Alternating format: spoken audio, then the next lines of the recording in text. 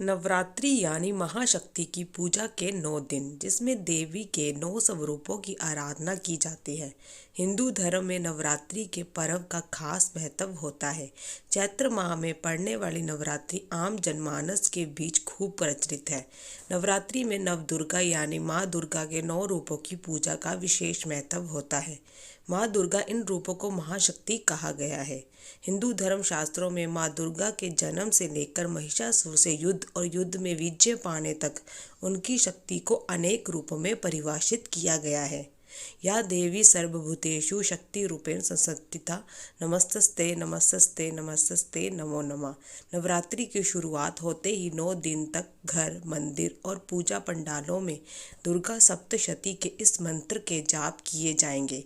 देवी के इस मंत्र का अर्थ है, हे माँ, आप सर्वत्र विराजमान हैं, शक्ति का रूप है। माँ अम्बे, आपको मेरा बारंबार प्रणाम है। लेकिन क्या आप जानते हैं, नवरात्रि की शुरुआत होते ही हम जिस देवी माँ यानी माँ दुर्गा की पूजा करते हैं, उनका जन्म कैसे हुआ? क्यों माँ ने अपनी सवारी के रूप में सिंह वाहन को चुना?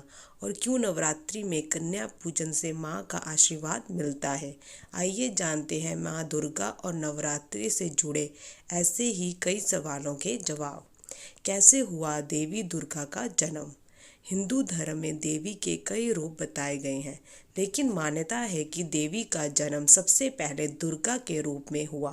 राक्षस महिषासुर का वध करने के लिए इनका जन्म हुआ था, इसलिए माँ दुर्गा को महिषासुर मर्दिनी भी कहा जाता है। पौराणिक कथा के अनुसार राक्षस महिषासुर का अत्याचार देवताओं पर खूब बढ़ गया था। उसने अपनी शक्तियों से देवताओं को परेशान करना शुरू कर दिया। इतना ही नहीं, महिषासुर ने देवताओं के स्वर्ग पर कब्जा कर लिया। ऐसे में सभी देवता परेशान हो गए और समस्या के समाधान के लिए त्रिदेव के पास गए। तब ब्रह्मा, विष्णु और शिव ने अपने शरीर की ऊर्जा से एक आकृति बनाई और सभी देवताओं ने अपनी शक्तियां उस आकृति में डाली।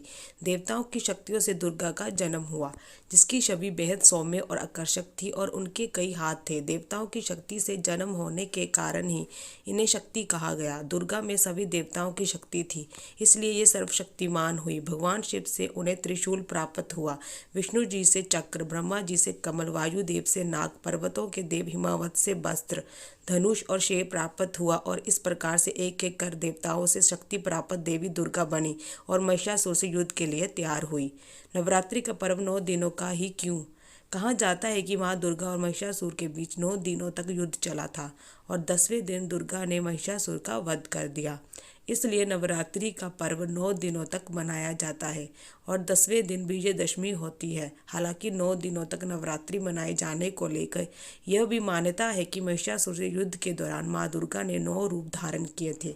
इसलिए 9 दिनों के नवरात्र में अलग अलग दिन माँ दुर्गा के इन 9 रूपों की पूजा की जाती है। सिंह की सवारी क्यों करती है माँ दुर्गा? माँ दुर्गा का वाहन सिंह या शेर है और माँ दुर्गा इसी की सवारी करती है। इसका कारण यह है कि सिंह को अतुल्य शक्ति से जोड़कर देखा जाता है और मान्यता है कि सिंह पर सवार होकर माँ भक्तों के दुख और संसार की बुराई का संहार करती है। माँ दुर्गा को क्यों कहा जाता है त्र्यंबके? जिस तरह से भगवान शिव के 3 नेत्र हैं, उसी तरह माँ दुर्गा की भी 3 आंखें हैं, जो सूर्य, अग्नि और चंद्रमा का प्रतीक मानी जाती हैं। 3 नेत्र होने के कारण माँ दुर्गा को त्र्यंबके कहा जाता है।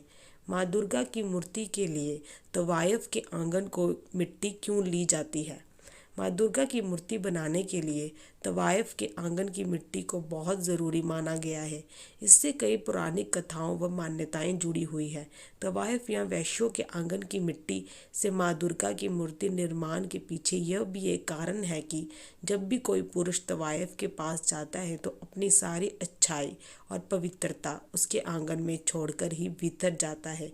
इसलिए तवायफ के आंगन की मिट्टी को पवित्र माना जाता है। नवरात्रि में क्यों बोए जाते हैं जौ? नवरात्रि में कलश के सामने मिट्टी के पात्र में जौ या गेहूं बोए जाते हैं। मान्यता है कि सृष्टि के आरंभ जो सबसे पहली फसल थी वह जौ ही थे, इसलिए इसे पूर्ण फसल कहा जाता है। इतना ही नहीं, नवरात्रि में बोए जौ से भविष्य से जुड़ी बातों से संकेत भी मिलते हैं। नवरात्रि में क्यों ज़रूरी है कन्या पूजन? नवरात्रि में 9 कन्याओं की पूजा की जाती है, जिसकी आयु 2 या 10 वर्ष की होती है। इसे कन्या पूजन या कुमारी पूजन कहा जाता है।